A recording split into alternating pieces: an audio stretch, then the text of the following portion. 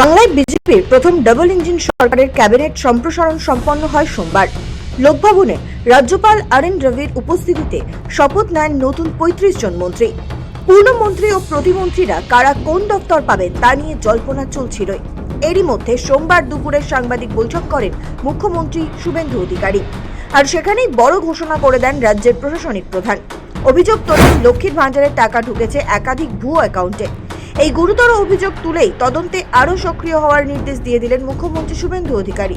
ডিজিপির নির্দেশে এবার সিট গঠন করে তদন্ত হবে বলে জানিয়ে দিলেন মুখ্যমন্ত্রী। মহিলারা নয়, পুরুষরা লক্ষ্মীর ভাণ্ডারের টাকা নিচ্ছে এবং এটা অনেক বড় সংখ্যা হবে, সেটা আমরা পেয়েছি। আমরা কাউকে ছাড়বো না। আমি ডিজিপি কে বলেছি সিট গঠন করতে। শুভেন্দু অধিকারী জানান, একাধিক পুরুষের অ্যাকাউন্টে ঢুকছিল পূর্বতন সরকারের লক্ষ্মীর ভাণ্ডারের টাকা। অন্নপূর্ণা যোজনা চালু করতে গিয়ে এমনই চমকপ্রদ তথ্য পায় শুভেন্দু অধিকারীর প্রশাসনের কর্তা ব্যক্তিরা। ইতিমধ্যে গ্রেফতারও হয়েছেন বেশ কয়েকজন। এবার সেসব পুরুষ লক্ষ্মীদের খোঁজে আরো কড়া নবান্ন।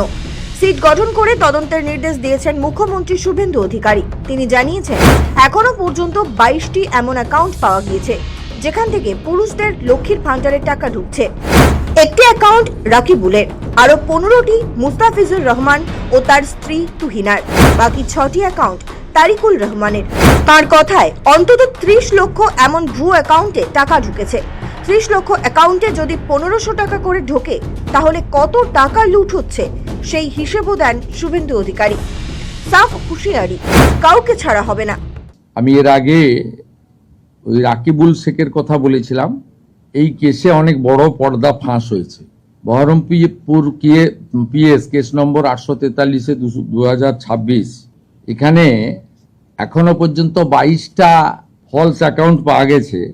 মহিলারা নয়, পুরুষরা লক্ষ্মীর ভাণ্ডারের টাকা নিচ্ছে এবং এটা অনেক বড় সংখ্যা হবে। এবং এটা আরো আমরা তদন্তের গতি পুলিশকে বাড়াতে বলেছি। 22টা অ্যাকাউন্টের মধ্যে 1 account is linked to Rakibul Sheikh.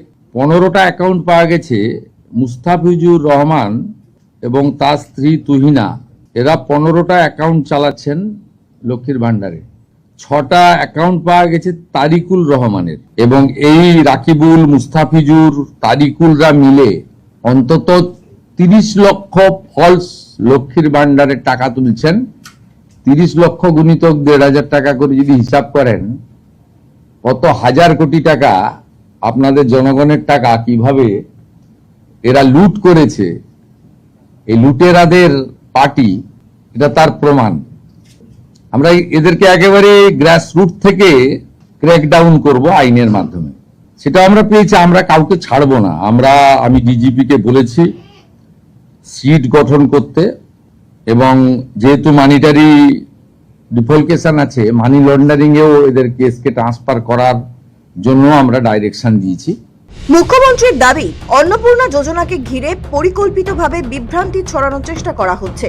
তিনি বলেন, যারা এতদিন প্রকল্প নিয়ে সমালোচনা করছিলেন তাদের অনেককেই এখন বিভিন্ন এলাকায় আবেদনপত্র পূরণ করতে দেখা যাচ্ছে। তার কথায়, প্রকল্প বাস্তবায়নের কাজ দ্রুত এগোচ্ছে এবং জেলা স্তরে তার অগ্রগতি খতিয়ে দেখতে বিশেষ আধিকারিকদেরও দায়িত্ব দেওয়া হয়েছে। মুখ্যমন্ত্রী জানান, অন্তত 20 জন আধিকারিক বিভিন্ন জেলায় গিয়ে সরাসরি পরিস্থিতি পর্যবেক্ষণ করছেন।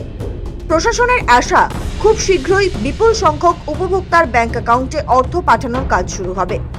অন্নপূর্ণা যোজনা নিয়েও কিছু বিভ্রান্তি, কিছু মিথ্যা প্রচার গত 2-3 দিন ধরে যারা চালিয়েছিলেন, এখন তারা নিজেরাই বিভিন্ন জায়গায় ফর্ম ফিল আপ করার জন্য এগিয়ে এসেছেন এবং জনগণও সহযোগিতা করছে। অফলাইনে চালু রেখেছিলাম, আজ থেকে অনলাইনেও চালু হয়ে গেছে, এবং আমাদের 20 জন আধিকারিক, প্রিন্সিপাল সেক্রেটারি লেভেলের অফিসার জেলায় জেলায় গিয়ে এই কাজ মনিটরিং করছে, এবং আমরা আশা করছি বুধবার খুব বড় সংখ্যায় আমরা। তবে প্রকল্পের 12 পাতার আবেদনপত্র নিয়ে যে বিতর্ক তৈরি হয়েছে সেই বিষয়েও নিজের অবস্থান স্পষ্ট করেন মুখ্যমন্ত্রী।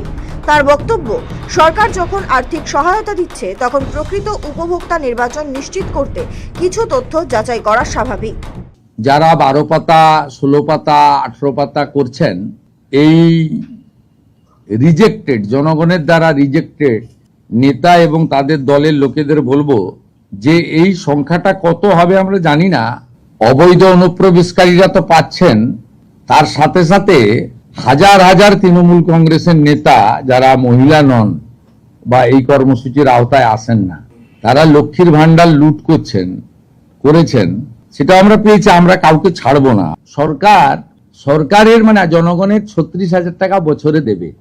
আপনি 20 টাকার ঢেঁড়স কিনতে গেলেও টিপে দেখেন, আর 36,000 টাকা বছরে দেবে। সহযোগিতা করুন না।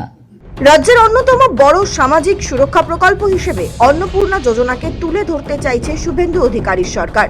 তাই আবেদন প্রক্রিয়া থেকে অর্থ বিতরণ, প্রতিটি স্তরেই স্বচ্ছতা ও জবাবদিহি নিশ্চিত করার উপর জোর দেওয়া হচ্ছে মনে করা হচ্ছে। সৌভিক সান্যালের রিপোর্ট, সময় কলকাতা।